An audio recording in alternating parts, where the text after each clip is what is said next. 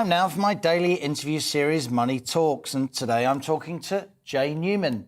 He's a sovereign debt expert and author of Undermoney, a new novel. Born in New York City, Jay studied economics at Yale. He spent 4 decades in finance, leading one of the most notable trades in history when he recovered billions of dollars in defaulted debt from the Argentinian government. Newman's an expert in so-called dark money, in sanctions, and in Russia in particular. And he's recently published his debut thriller, described by author Lee Child as essential reading. It makes your heart beat faster, but also teaches you something big. It's called Undermoney, the first of a 3-book series. And here he is, tuning in all the way from Florida. It's Jay Newman, my latest guest on Money Talks.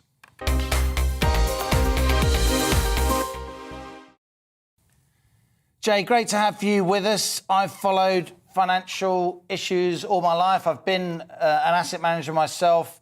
That trade you did with Elliott Management, it does go down in folklore. Just outline briefly for viewers and listeners who aren't aware what you had to do to try and get some money back on that defaulted Argentinian debt. Well, it took almost 15 years. Argentina is a recidivist deadbeat. They've defaulted 7 or 8 times in the course of their history as a republic. And it just goes to show what happens when a sovereign decides it simply doesn't want to pay. You have to get it to a point where it does want to pay. And in the case of Argentina, what finally brought it to the table after 15 years was a change of administration from the Kirchner regime to the Macri administration, and the desire to get back into international capital markets. Those were the 2 keys. It is an interesting tale. It's almost stranger than fiction. There were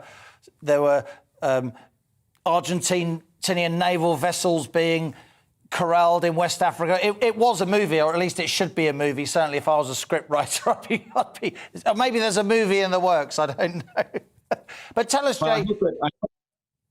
I hope it will be. The what you refer to, attaching a naval vessel in Ghana, was the high point, or in some would say for Argentina, the low point. But we needed to get their attention, and that's what got their attention.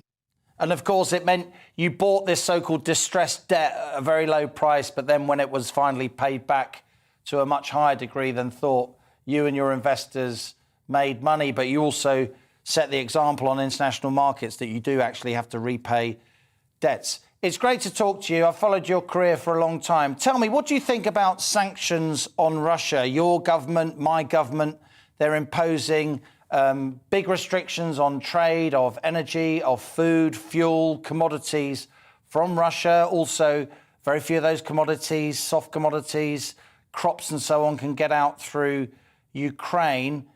Do you think that's the right thing to do? At this point, it seems like it was the only thing to do. But sanctions are a two-edged sword. They don't typically result in change of regime. So we've seen sanctions imposed against Iran, same regime; against North Korea, same regime; Cuba, same regime.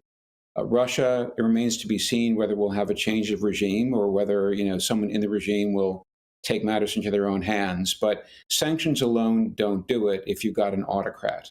And what's concerning about sanctions is that we've now shown the full scope of our maximalist level of sanctions. We've shown as Western nations what we can do.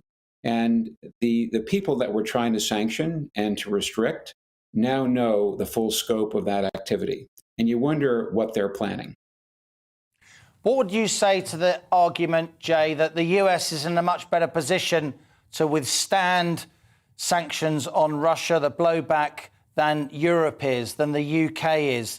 The US has a lot of its own oil and gas these days, particularly because of all that shale energy.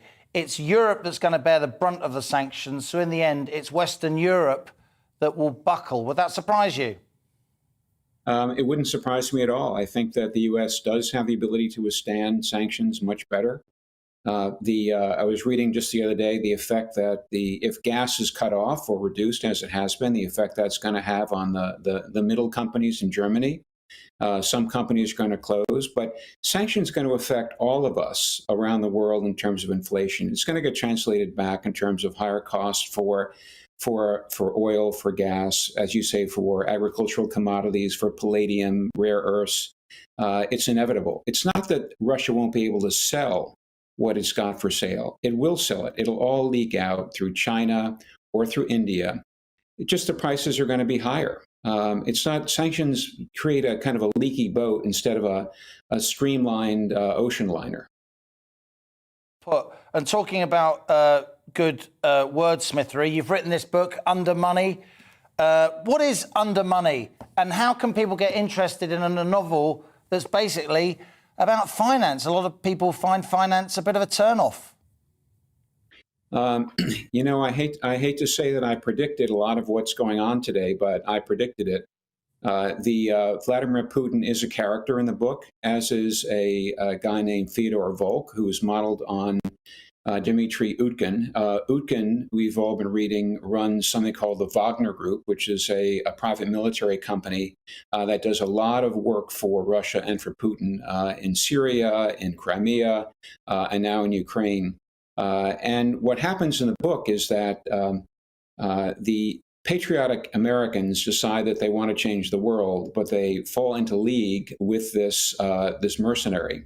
And from there, it's a very slippery slope. But what the connection I tried to make is to show the linkages between money and power and money. And undermoney refers to money that you know is flowing under the surface. You can't see it, but you know it's there because you see its effects. It influences people and events. And that's the red pill I hope people will swallow when they read the book. You're following in the traditions, aren't you, of Michael Lewis, who, of course, wrote Liar's Poker, who wrote The Big Short, who wrote Moneyball, somebody who's shown that if you really know what you're talking about, then you can make finance interesting. You can open this world to a broad audience. You must be pleased with some of the endorsements you got. I mentioned Lee Child earlier, obviously one of the world's biggest selling fiction authors. You got Niall Ferguson, the Harvard academic. You got James Grant, one of the best-known financial writers. Do you think you can make a decent go of this novel writing game? I'm going to try.